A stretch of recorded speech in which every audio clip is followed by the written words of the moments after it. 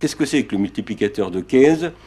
C'est l'idée qu'une impulsion initiale, par exemple une augmentation des dépenses publiques par l'État, se traduit au bout du compte par une augmentation du revenu qui est un multiple, c'est pour ça qu'on parle de multiplicateur, qui est un multiple de l'impulsion initiale.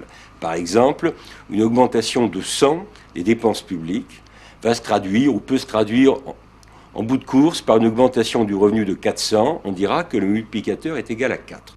Si l'État injecte par exemple 100 € dans l'économie, ils vont arriver dans la poche des particuliers et dans celle des entrepreneurs privés, des industriels, des entreprises de services et même des administrations.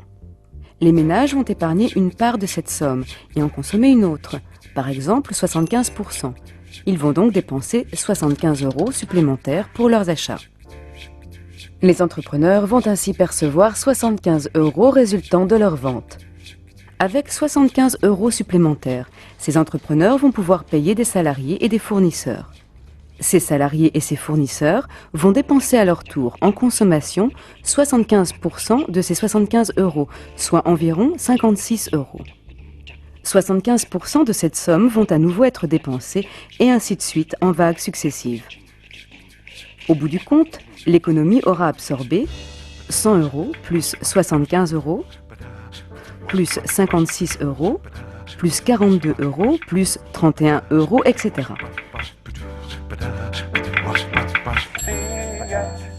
On peut calculer le total.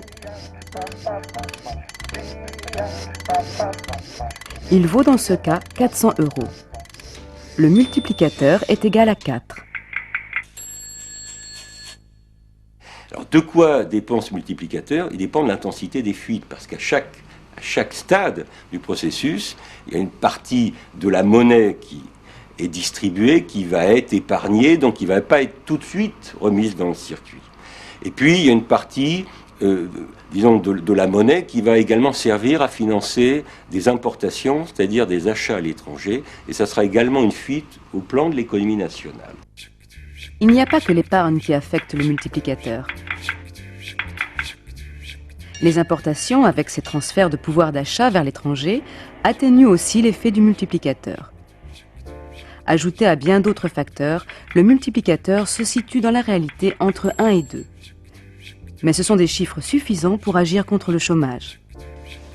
Si en revanche on baisse les salaires pour tenter de rééquilibrer séparément le marché du travail, comme le propose la microéconomie classique, on contracte les revenus dans l'économie, comme si le multiplicateur jouait à l'envers. Cette mesure conduit à davantage de chômage. Keynes propose donc d'abaisser les taux d'intérêt de manière à stimuler les investissements. Il propose de limiter la spéculation, de pénaliser les rentiers qui détiennent des capitaux oisifs, de favoriser les dépenses et ceux qui dépensent, de distribuer de l'argent aux plus pauvres.